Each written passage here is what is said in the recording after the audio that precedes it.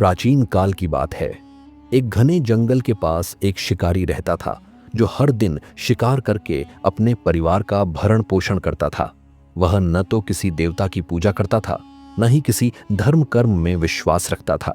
उसका जीवन केवल शिकार और जीविका चलाने तक ही सीमित था। एक दिन वह हमेशा की तरह शिकार की तलाश में जंगल में निकला, लेकिन दुर्भाग्यवश उसे पूरा दिन कोई शिकार नहीं मिला। भूख और थकान से व्याकुल शिकारी जंगल के ओर अधिक अंदर चला गया। सूर्य अस्त हो चुका था, अंधेरा गिरने लगा था और ठंडी हवा चल रही थी।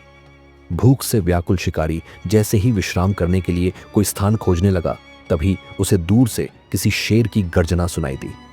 शेर की दहाड़ सुनकर शिकारी भयभीत हो गया। जान बचाने के लिए वह जल्दी से एक विशाल बेल के वृक्ष पर चढ़ गया और कांपते हुए उसकी शाखाओं पर बैठ गया।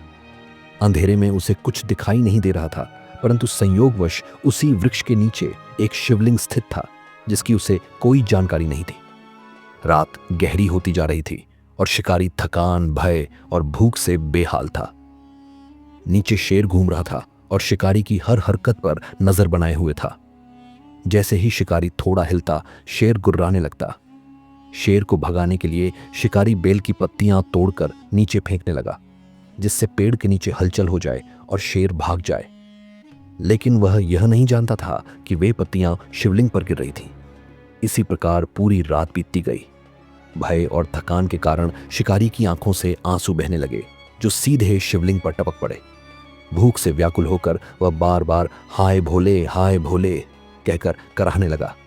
बिना किसी उद्देश्य के की गई यह क्रिया वास्तव में भगवान शिव की पूजा बन गई।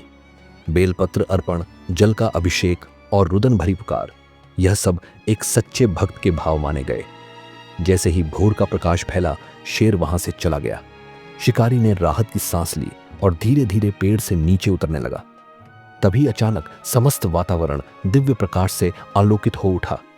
सामने भगवान शिव स्वयं प्रकट हुए, त्रिशूल धारण किए, मंद मंद मुस्कुराते हुए। शिकारी हतप्रभ रह गया। उसने पहले कभी शिव को न पूजा था, न ही किसी प्रकार की भक्ति की थी। फिर भी यह चमत्कार कैसे हुआ? भगवान शिव ने स्नेहपूर्वक कहा, हे वत्स, तूने अनजाने में मेरी रात भर पूजा की, मेरी महाशिवरात्रि के पावन पर्व पर बेलपत्र चढ़ाए, अश्रुओं से मेरा अभिषेक किया और मन से भोले का स्मरण किया, इसलिए तेरे समस्त पाप नष्ट हो गए हैं। अगले जन्म में तू एक पुण्यात्मा के रूप में जन्म लेगा और मोक्ष प्राप्त करेगा। भगवान शिव के वचनों को सुनकर शिकारी की आंखें अश्रुपूर्ण हो गईं। वह उनके चरणों में गिर पड़ा और अपने पिछले पापों के लिए क्षमा मांगने लगा।